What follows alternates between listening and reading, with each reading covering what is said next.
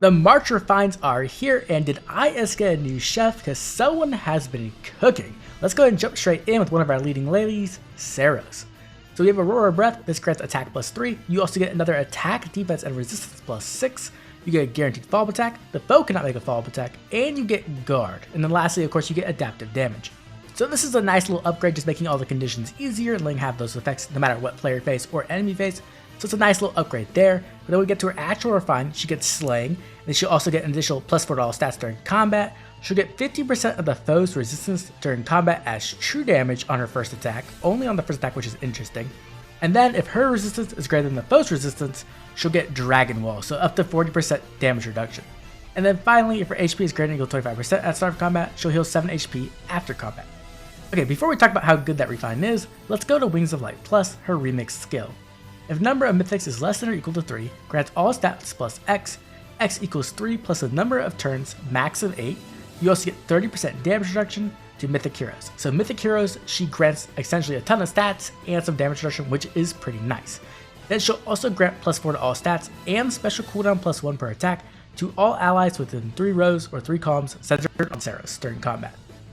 And then lastly, if there's a mythic ally on your team, or if there's an ally within 3 rows or 3 columns, Seiros herself will get +5 to all stats, 30% damage reduction, and special cooldown +1 per attack. Overall, I do think this is quite the solid upgrade for Seiros as a combat unit, right? It gives her a lot more damage reduction, it gives her a lot more power, it also makes her specials much more consistent because she got slaying and special acceleration, which means she can use things like the new dragon special much more consistently. And so overall, as a combat unit, I think Seiros definitely got better. I don't think she's quite good enough to fit the Omni Tank role though, and the reason for that is that you really need some insane stuff to be an Omni Tank nowadays. Omni Tanks are just in a very bad position, so I think Seiros could be a pretty powerful frontliner. Now when it comes to support, which is one of the big things we need her to do, I definitely think she got a nice upgrade. Wings of Light Plus used to just be a meme pretty much and you would just replace it, but now it honestly gives your mythics quite a bit more power on defense. It also does give special acceleration and some stats, which is good. Do I think this is enough? Not really. Honestly, I don't think I'd use Seiros as an anima mythic over almost any other anima mythic, except for maybe Liv. I think the other mythics just offer so much and are so powerful. The competition's pretty stiff. And the other thing is that her role as a frontline melee isn't really that useful in ARD currently. Really the only unit who still does that is Medius, and that's because he has on guard. So while I do think that Seiros got a pretty solid refine as a combat unit, when it comes to being a mythic in particular, I don't think she got enough to really make her meta or really usable at a high level. I do think she's good enough to use her on bonus season, but that's pretty much it. Honestly, I think the only time I'll use Seiros is maybe in summoner duels when I want more power for my mythic Altina, because Wings of Light Plus honestly does help her out quite a bit. Okay, let's move on to our other 3 houses refine, Annette. So you have a Crusher. This grants attack +3, you get adaptive damage, and then if a rally skill is used by Annette, target can move 1 extra space, but it does not work on cavalry or range units. But then afterwards, Annette will get another action, which is really cool. At start of combat, if her HP is greater than or equal to 25%, she'll get +4 to all stats, and she'll get brave damage reduction equal to 40%. So this is a nice upgrade to her base weapon. I'm really glad to see that she got the extra action effect that a lot of the other rally units have, like Heather. It definitely helps out a ton and makes her a lot more versatile and usable. But then we have the actual refine itself. If Annette initiates combat, or if she's within 2 spaces of an ally, she'll get an additional +4 to all stats. She'll inflict a penalty on the foe's speed, defense, and resistance equal to 6 minus the current penalty on each of those stats.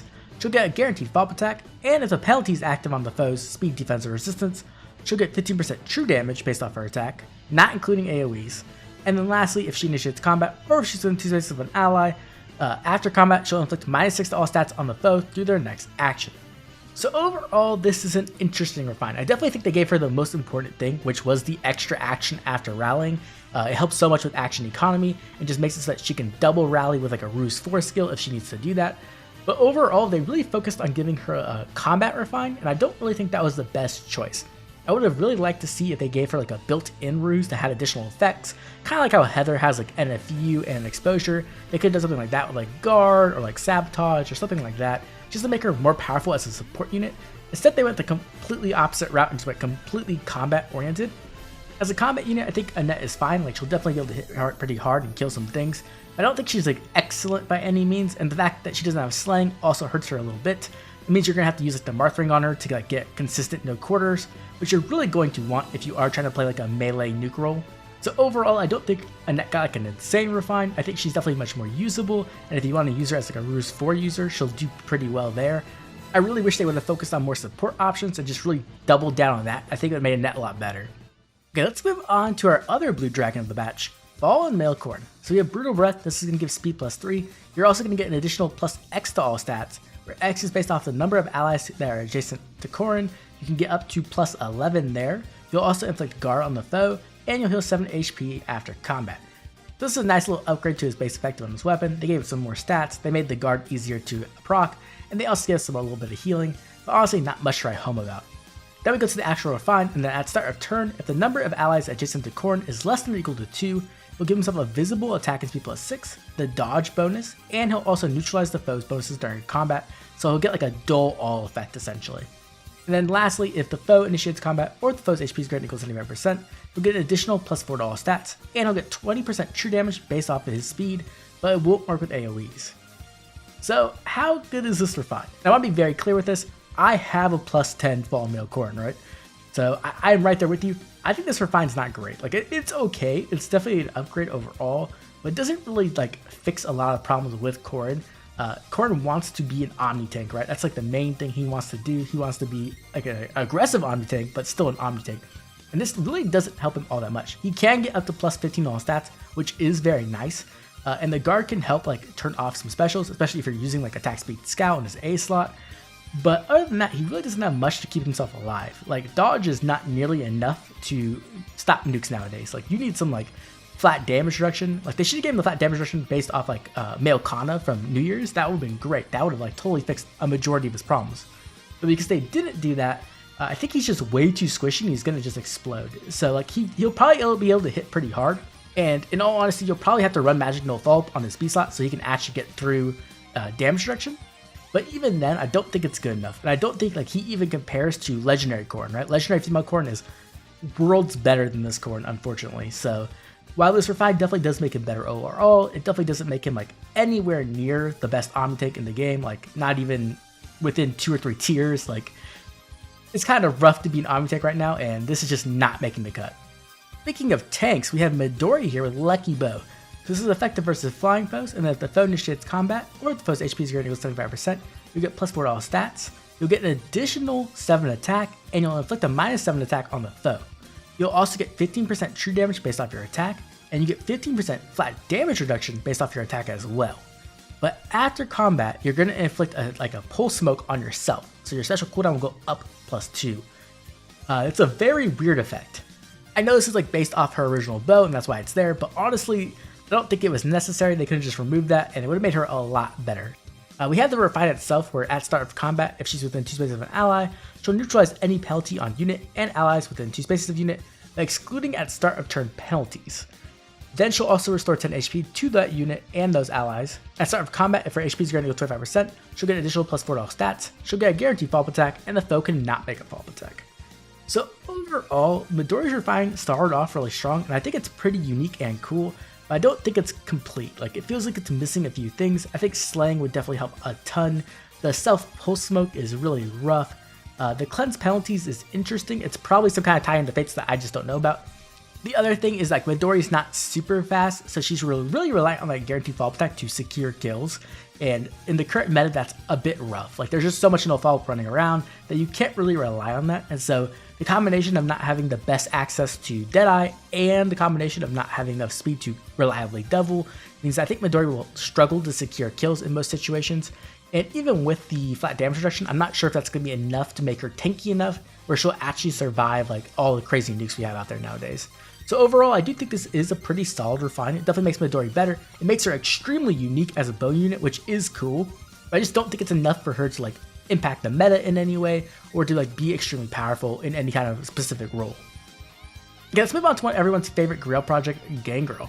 So we have 11 Dagr, this grants Res +3, and at start of turn now, he'll inflict speed and resistance -7 and guard on the nearest foe within 5 spaces and foes within 2 spaces of those foes.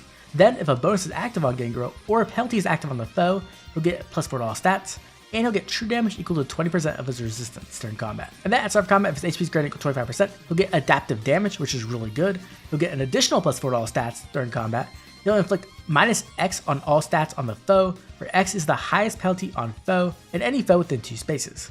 And then lastly, he'll get 30% damage reduction against the foe's first attack. Overall, Gangrel did pretty good here. This is a very solid weapon, has a nice combination of support and like really playing up those penalties, right? He's going to be able to take advantage of his own penalties and the guard. He's going to get true damage, so he can actually hit quite hard, and because he's an infantry unit, he can really take advantage of all the access to skills they have. He can use something like the Marth Ring and like Pledge to get like pretty consistent lethalities. Infantry just have access to so many skills that he's not going to have a difficult time getting the right build. He can even use physical no fall. So I think he's like in a very good spot when it comes to nuking, and he has a very good amount of stats because of how much he can play off those debuffs. And then he even has a nice little bit of damage reduction, so he's a little bit more difficult to kill. Overall, I think Gangrel did pretty good. Like, is this going to be like a meta refine? Like, are we going to see Gangrel running around everywhere? No, but he's definitely a much more solid nuke, and if you invest into him, he's going to get the job done. Okay, I saved the best 2 refines for last.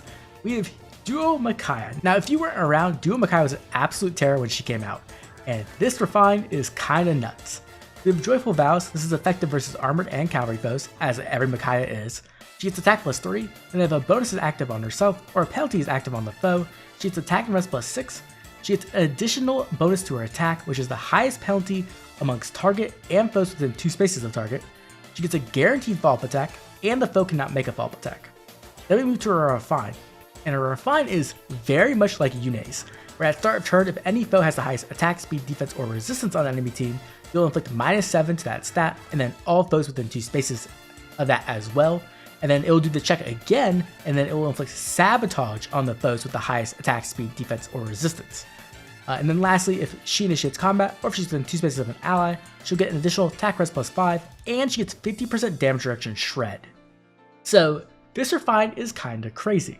It's very, very much similar to Mythic Yoon's, and Mythic Yoon is a very good unit still. I think people kind of sleep on her because of Legendary Robin kind of pushing her out of the meta for a little while, but honestly, it's a very powerful effect to be able to just hit everyone globally with debuffs, and then Sabotage instead of Panic actually doubles it, right? Panic kind of punishes you for having visible bonuses, but Sabotage just hits you and makes that -7 to a -14, which is really, really strong.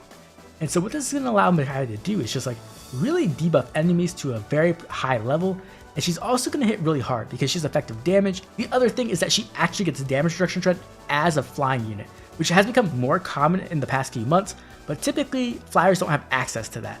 And so when you have all of these effects and you combine it with something like a Cultist Strike, you have a very, very scary nuke.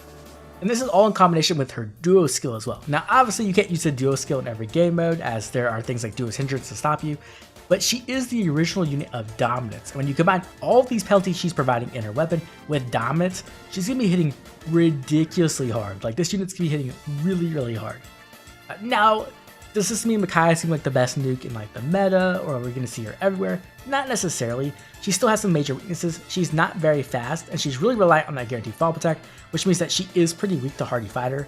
But even so, I think like the combination of all the support she can offer and the fact that she's a flying unit, which means she can take advantage of things like Soaring Guidance or Guidance 4 or even like other effects as well, means that she's gonna be a pretty good unit. I definitely think this is like one of the best refines we've gotten in a few months, and it definitely makes Micaiah not only usable, but pretty powerful. Our final refine of the batch is going to be Mythic Dagr. So we have Skin Faxi. This grants speed +3 and Pathfinder to Dagr. And then at start of turn, she's going to grant Pathfinder to unit support partner for 1 turn. Holy shit. At start of combat, if unit's HP is granted equal to 25%, you'll get +5 to all stats, and you'll get a bonus to all stats equal current penalty on each of those stats ×2, so an Omni Unity effect. Her refine is then, if a unit initiates combat, or if she's within 2 spaces of an ally, she'll inflict -4 attack speed and defense on the foe, and then she'll also inflict a penalty on the foe's attack speed defense equal to the current bonus on each of those stats ×2. She'll then get 10% true damage based off her attack, and she'll get 40% damage reduction against the foe's first attack, and it works with Brave effects. So this is a pretty powerful refine, but let's go ahead and check out her remix skill as well. So we have Stun Twin Wing. At start of combat, if her HP is granted equal to 25%, she'll inflict attack speed defense -5 on the foe, she'll get no follow-up, and she'll get 20% true damage based off her speed. And then, even on top of that, she'll get damage reduction halving. So essentially what this does is you get some stats, you get physical no follow-up, and 20% speed-based true damage. very solid upgrade for her remake skill. But when we come back to her overall package to refine and remix, Dagr is absolutely insane. I think one thing we have to really consider is just how powerful Pathfinder can really be, and in our current meta in Summer Duels at the very least, Cavs are dominating, and the large part of that reason is Pathfinder. And this is mostly done by Wind Dagr, who can grant Pathfinder to her support partner, but now Mythic and Dagr can do that as well. And the thing about that is not only is that really good in Ether Raid's offense, where you can allow you to do a lot more plays, or if you're going for like Gale Force per se, you could go in and then have units move around with Pathfinder as well, which can extend your range, which is nice. But in Summer Duels in particular, you can compound Pathfinder now. So what you can essentially do is run Dagr and Wind Dagr. They can both support a unit, giving them Pathfinder, and then you bring Brave Crom, and Brave Crom does his like to change fate, and then he also has Pathfinder as well. And so what you can essentially do is have 5 Pathfinder every single turn in Summer Duels now. You no longer need to use Duo Dagr's Duo skill, and you don't have to worry about Thor as much because it's active every single turn. That is absolutely insanely broken. Now, I will say this, Dagr obviously is not a cav unit, which does hold her back compared to Wind Dagr, but even so, having 5 Pathfinder is just not fair. And so this is a very, very powerful effect. I think IS has kind of forgotten how powerful Pathfinder was because it was being used less. But recently, the meta has just completely shifted towards Cavs and SD, and I think this is just a ridiculously busted effect, essentially, to give out to a unit. Now, when it comes to her herself as a combat unit, I definitely think they fixed a lot of her big problems. They gave her like more stats, they gave her ways to get more true damage, and they gave her a way to get through damage reduction, which is a big deal because Sun Twin Wing was pretty crap before it was refined, but now it's very powerful. Overall, we're looking at like 30% true damage, and we're looking at like 50% DR shrug, which is very nice. Now, the one thing obviously is that she still doesn't have like slaying, which does hold her back a little bit. It makes it so she can't use things like Battle Astra or like Gale Force as effectively, but you can fix that with the Marth Ring if that's a big deal. Overall, I think this is an absolutely amazing refine. Is it going to break the meta? No, not necessarily, but I do expect to see a lot of Dagr and SD. In fact, I was using base Dagr and SD last week and I hit rank 1 because she's a bonus unit. And so now that she actually has like a good combat and she offers extra Pathfinder, I think she's going to be like a staple there. So we'll definitely have to wait and see, but overall, just insane upgrade. I cannot believe how well Dagr got treated. Let's move on to the final part of the video. Who won the Refine War for March? Well, if it wasn't obvious, Dagr by far, in my opinion, got the best refine. This refine is just so damn good, as I was mentioning a second ago, and I am very, very scared to see even more Pathfinder in the meta. Underneath that in S tier, I'm going to have Duo Micaiah. I think she pretty much got everything she wanted while also getting like units almost full package. Not exactly, but pretty close. And it's going to help her a ton. It's going to make her a very powerful support flyer who can actually hit very hard as well. Underneath that, I'm going to have Gangrel, who overall got a solid refine. He's definitely going to be able to nuke pretty well with the proper like investment. Nothing like game breaking, but definitely a very solid upgrade. And then down in B tier, we're going to have Seiros, Annette, and Midori. I think all 3 of these units got like really solid upgrades. They're definitely better at like combat, but I don't think that all of them necessarily have the things that they need to succeed in the roles that they need to, right? Like Seiros really needs to have some very powerful support to be a mythic, and I don't think she necessarily got that. Annette, once again, wants to be a really good support unit, but she got mostly a combat refine. And then Midori wants to be like a mixed phase tank, but they kind of didn't give her everything she needs to succeed in that role. And then lastly, in C tier, I'm going to have male Corrin. As a plus 10 male Corrin haver, right? Like as someone who uses this unit, this really, really sucks. I think this is just not a great refine. It's not terrible. It's definitely an upgrade, but like in today's current meta, if you want to be an Omni tank, you need like an over-the-top powerful weapon like you see on like Legendary Lear, Legendary Male Lear, or like Legendary Female Corrin even. And I don't think this is really that level. So unfortunately, I think I'm going to put male Corrin in last place. Okay, with that, I would love to hear from you. What do you think of this refine batch? Which refine is your favorite? Who are you going to be refining? And how are you planning to use them? Make sure to drop a comment down below letting me know all about your plans, because I can't wait to hear about them. As always, I'd like to thank all my members for the constant support. This has been Oblivion. I'll catch you all later with more Fire Emblem Heroes.